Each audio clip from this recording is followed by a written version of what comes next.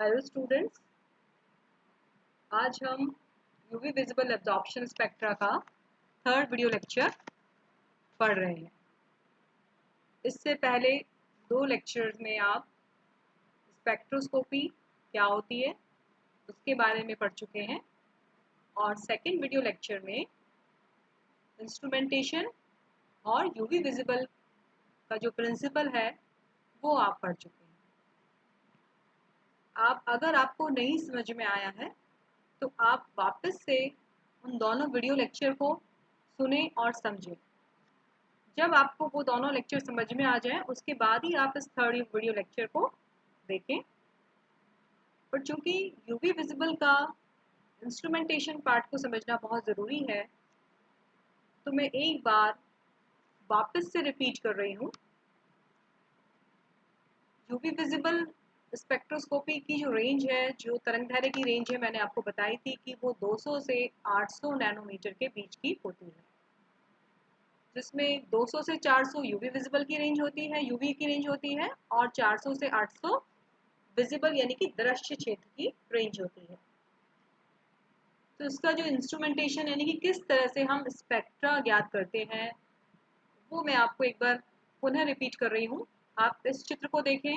आप एक बल्ब देख रहे हैं जिसको कि हम क्या बता रहे हैं, लाइट सोर्स। यानी कि इस सोर्स से यूवी विजिबल यानी कि 200 से 800 नैनोमीटर क्षेत्र की तरंगदैर्घ्य निकल रही है जो एक मोनोक्रोमेटर में पास हो रही है। मोनोक्रोमेटर एक पूरा यूनिट होता है। इसमें एक कॉलीमेटर लगा रहता है, एक प्रिज्म होता है और एक वेवलेंथ सेलेक्टर होता है। इन तीनों को कंबाइंड रूप से हम मोनोक्रोमेटर भी कहते हैं। कॉलीमेटर से जो लाइट सोर्स से लाइट निकल रही है तो उसमें विभिन्न प्रकार के लेंस लगाए जाते हैं जिससे कि वो लाइट को फोकस पर्टिकुलर डायरेक्शन में की जाती है। और जब ये लाइट प्रिज्म से गुजरती है तो अलग अलग विभिन्न प्रकार की तरंगदैर्घ्य में विभाजित हो जाती है। अब क्योंकि हमें सिर्फ एक ही प्रकाश का तरंगदैर्घ्य चाहिए यानी कि मोनोक्रोमेटिक लाइट चाहिए, एक वर्णीय प्रकाश, तो जिस तरंगदैर्घ्य पर हमें अध्ययन करना होता है उसी हिसाब से इंस्ट्रूमेंट में फिल्टर लगा होता है जो वेवलेंथ को सिलेक्ट करता है। उसको सिलेक्ट करने के बाद विभिन्न प्रकार की तरंगदैर्घ्य निकलकर एक ही प्रकार का प्रकाश निकलेगा, जिसे हिंदी में हम कहते हैं एक वर्णीय प्रकाश। आप चित्र में देख रहे हैं कि जो विबज्योर है, जो प्रिज्म से 7 कलर की तरंगदैर्घ्य की किरणें हैं, उनमें से सिर्फ एक ही बाहर निकल रही है, येलो कलर की आप देख रहे हैं। यानी कि एक वर्णीय प्रकाश जब मोनोक्रोमेटर से निकला और वो अवशोषक माध्यम में पास हुआ, हमारे सैंपल ट्यूब में क्यूवेट में पास हुआ, पास होने के बाद कुछ भाग अवशोषित हो जाएगा। अवशोषित क्यों हो जाएगा? क्योंकि जो पदार्थ है उसमें जो आपका सोल्यूट है यानी कि जो मॉलिक्यूल्स हैं वो ऊर्जा अवशोषित करेंगे ग्राउंड लेवल से और हायर लेवल में जाएंगे, हायर इलेक्ट्रॉनिक लेवल में जाएंगे। यूवी विजिबल में इलेक्ट्रॉनिक लेवल में ऊर्जा का अवशोषण होता है, जो कि इसका सबसे बेसिक प्रिंसिपल है जो मैंने आपको सेकेंड लेक्चर में एक्सप्लेन किया था। तो ग्राउंड स्टेट से इलेक्ट्रॉनिक लेवल से एक्साइटेड स्टेट में जाएगा इलेक्ट्रॉन अवशोषित करके। इस प्रकार से ऊर्जा का अवशोषण होगा और अवशोषण होने के बाद बाकी का प्रकाश ट्रांसमिटेड होके बाहर निकलेगा जो डिटेक्टर डिटेक्ट करेगा। तो ये जो एब्जॉर्बेंस हो जाएगी वो हम एब्जॉर्बेंस डिटेक्टर के द्वारा हम एब्जॉर्बेंस निकालते हैं। तो I0 हमारी प्रारंभिक प्रकाश की तीव्रता थी और I या IT, हम इसको I भी कह देते हैं। सैंपल ट्यूब से जो लाइट बाहर निकल रही है उसको हम IT भी कह देते हैं यानी कि ट्रांसमिटेड लाइट, या हम I भी बोल देते हैं। तो I एब्जॉर्बेंस क्या हो जाएगा? I एब्जॉर्बेंस इक्वल टू हो जाएगा I0 माइनस IT। तो इस प्रकार से हम जो प्रारंभिक प्रकाश है और जो हमारा I0 था जो हमने आरंभ में डाला था, उन दोनों का अंतर जो है उससे हमें मालूम चलेगा कि कितना प्रकाश अवशोषित हुआ है। इस आई एब्जॉर्बेंस को ही हम ज्ञात करते हैं और इस एब्जॉर्बेंस को हम लेते हैं वाई एक्सिस पे और वेवलेंथ जो कि एक्स एक्सिस पे लेते हैं। इन दोनों में हम ग्राफ खींचते हैं जिसे हम स्पेक्ट्रोग्राम कहते हैं। तो ये इसका इंस्ट्रूमेंटेशन का पार्ट है, विच इज़ वेरी सिंपल।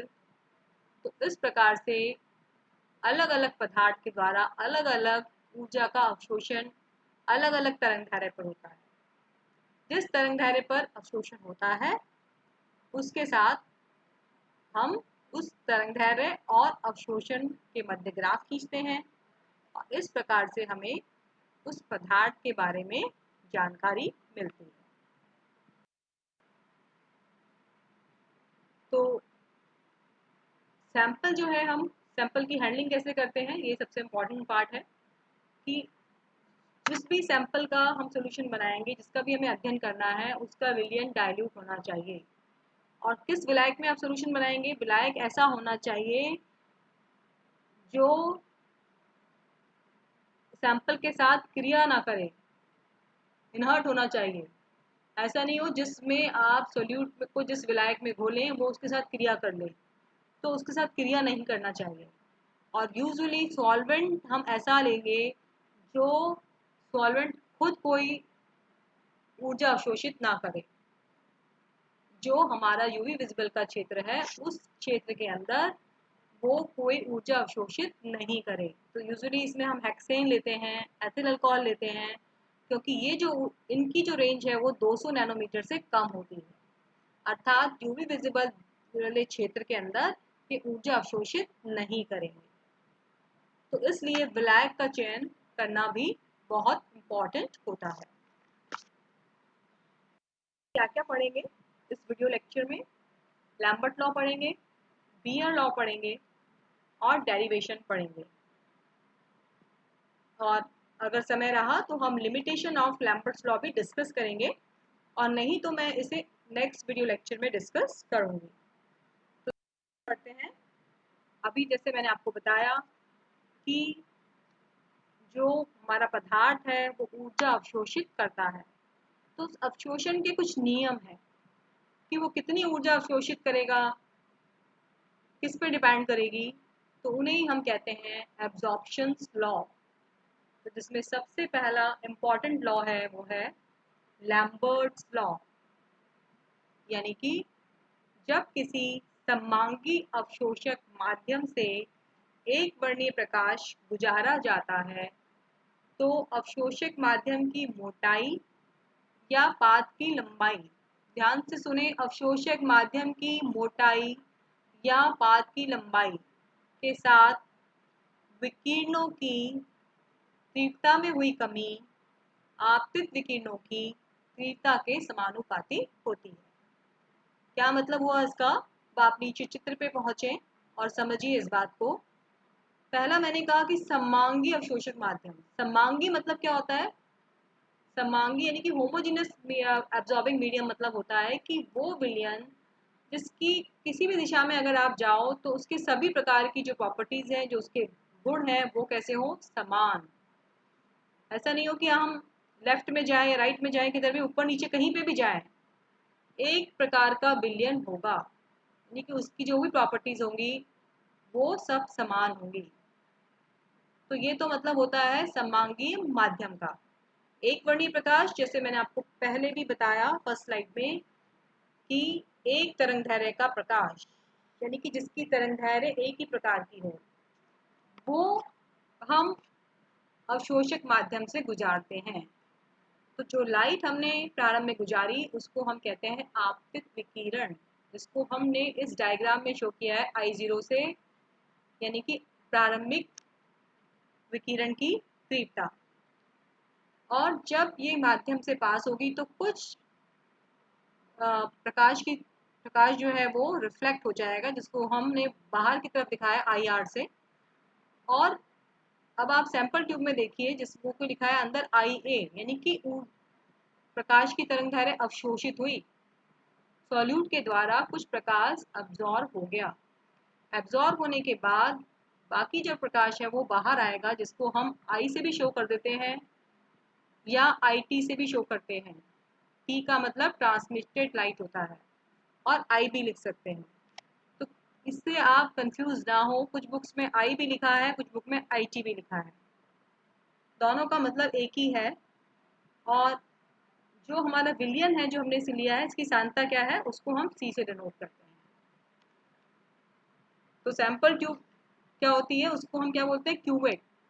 तो उसकी लंबाई क्या है या उसकी मोटाई क्या है, एक ही बात है। तो जब आपने पास की लाइट, तो अवशोषक माध्यम की मोटाई के साथ विकिरण की तीव्रता में कमी होगी। वो कमी किसके समानुपाती होगी, आपतित विकिरण के समानुपाती होगी। इसको हम मैथमेटिकली नेक्स्ट स्लाइड में समझ। और जो बच्चे इंग्लिश मीडियम के हैं तो उनके लिए भी मैं एक बार इंग्लिश में डेफिनेशन रीड करती हूँ कि when the monochromatic light passes through absorbing homogeneous medium. Homogeneous medium is very important in this law. Then there is a decrease in intensity of radiation with thickness or length of path of the absorbing medium is directly proportional to intensity of incident radiation. यानी कि minus d I upon d x is directly proportional to I zero. D I upon d x यानी कि जो intensity में कमी हो गई, minus d I upon किसके साथ, पाथ लेंथ के साथ, यानी कि थिकनेस डी एक्स किसके प्रोपोर्शनल हो गई, इंटेंसिटी ऑफ इंसिडेंट रेडिएशन, जो प्रारंभिक प्रकाश था उसकी तीव्रता के समानुपाती हो गई। और नेगेटिव हमने क्यों लगाया, नेगेटिव साइन ये शो करता है कि विकिरण की तीव्रता में कमी हुई है। कमी होगी ना, जो हमने प्रारंभिक प्रकाश आई जीरो डाला था मीडियम के ऊपर, जब वो कुछ अवशोषित करेगा तो ट्रांसमिटेड लाइट जो निकलेगी या उससे बची हुई प्रकाश निकलेगा, वो हमेशा क्या होगा, कम होगा। तो I zero minus I absorbance equal to हो जाएगा आई टी। तो हमेशा आई टी आपका आप इंसिडेंट रेडिएशन से कम होगा, या हम ये कह सकते हैं I absorbance equal to I zero minus I T, एक ही बात है। I zero intensity of incident radiation है कि अगर हम समानुपाती का साइन हटाते हैं तो इक्वल टू आ जाएगा माइनस के आई जीरो, के एब्जॉर्प्शन कोफिशिएंट है, और इसे हिंदी में हम माध्यम का विलोपन गुणांक भी कहते हैं। तो इसको जो हम सॉल्व करते हैं, मैथमेटिक्स वाले बच्चे सभी जानते हैं, I equal to I zero e की पावर माइनस के। इसको कि हमने फर्स्ट इक्वेशन का नाम दिया है minus d I upon d x is directly proportional to incident radiation. और जब प्रोपोर्शनल का साइन हटाएंगे तो के आ गया, के को हम एब्जॉर्प्शन कोफिशिएंट कहते हैं। अब हम इसका इंटीग्रेशन करेंगे, समाकलन करेंगे। समाकलन करने पर c जो है कांस्टेंट है इंटीग्रेशन का, जब x इक्वल टू 0 है तो i और आई जीरो बराबर हो जाएंगे और i equal to I T हो जाएगा। और अगर हम x इक्वल टू x लें तो i इक्वल टू हो जाएगा आई टी।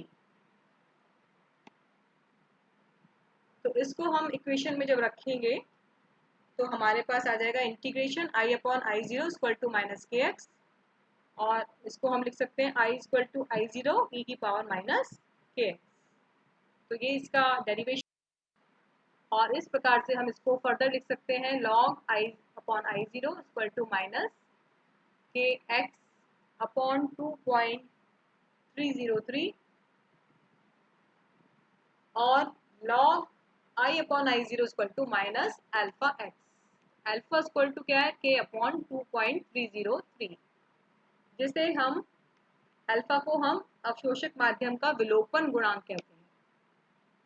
और यहाँ इंपॉर्टेंट चीज है, minus log I upon I zero को हम एब्जॉर्प्शन ऑफ मीडियम भी कहते हैं, यानी कि ए माइनस है, minus log of I upon I zero. जिसको कि हम एब्जॉर्बेंस से शो कर रहे हैं, तो इसलिए इक्वेशन 7 को हम लिख सकते हैं A इक्वल टू यानी कि absorbance equal to minus alpha x. तो ये है लैम्बर्ट्स लॉ। अब है Beer's law. Second absorption law है हमारा बीयर्स लॉ। दोनों में कोई चेंज नहीं है, सिर्फ यहाँ ध्यान देने वाली बात यह है कि when a beam of monochromatic light is passed through absorbing solution, यहाँ है हमारा absorption solution, then decrease in intensity of incident radiation is directly proportional to concentration of solution। मैं पुनः रिपीट कर रही हूँ हिंदी वाले बच्चों के लिए, यानी कि बियर के नियम के अनुसार जब एक वर्णीय प्रकाश की किरण किसी पदार्थ अवशोषक माध्यम में के तनु विलयन में प्रवाहित की जाती है तो अवशोषणांक उस विलयन की सांद्रता के समानुपाती होता है। यानी कि जब एक वर्णीय प्रकाश किसी अवशोषक विलयन से प्रभावित किया जाता है तो इंटेंसिटी में जो डिक्रीज होता है पाथ की लंबाई के साथ वो किसके समानुपाती है? सांद्रता के, यानी कि सांद्रता पर भी डिपेंड करता है। इसे हम कहते हैं बीयर्स लॉ। इसका डेरिवेशन और जो कंबाइंड लैम्बर्ट्स बियर लॉ है वो हम नेक्स्ट वीडियो लेक्चर में पढ़ेंगे। आज के लिए इतना ही। Thank you.